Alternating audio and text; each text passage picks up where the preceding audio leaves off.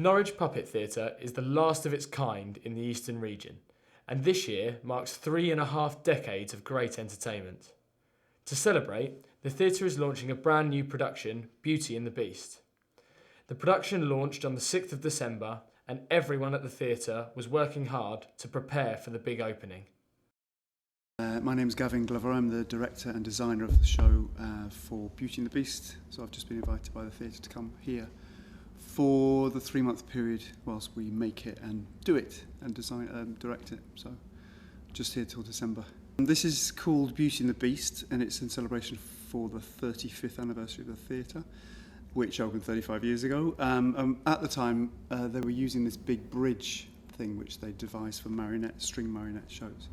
And they wanted to reuse that because it's not been used for a long time.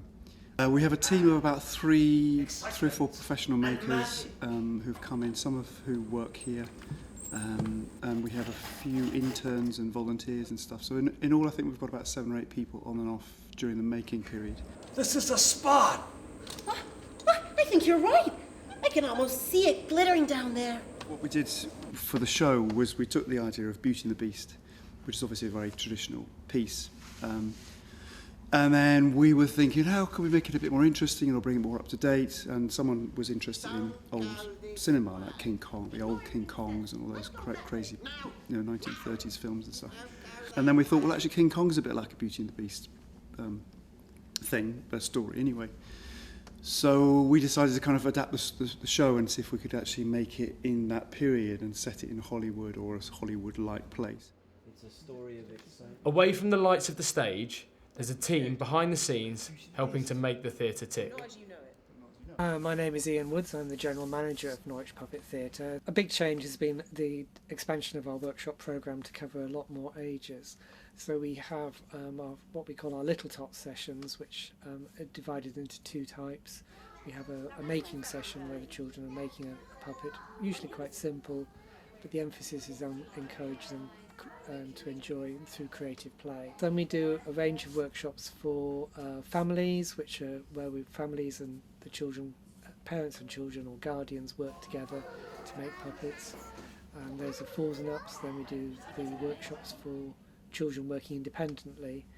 They start at about 5 years old, by which time they've got used to cutting and tearing and gluing and sticking by themselves, working independently. We also do workshops purely for adults, looking at sort of beginnings of puppet making, and that moves on into our professional development masterclass series where people are learning puppetry skills, making puppets, carving puppets, rather than doing a quick version, which we do in our couple of hour sessions.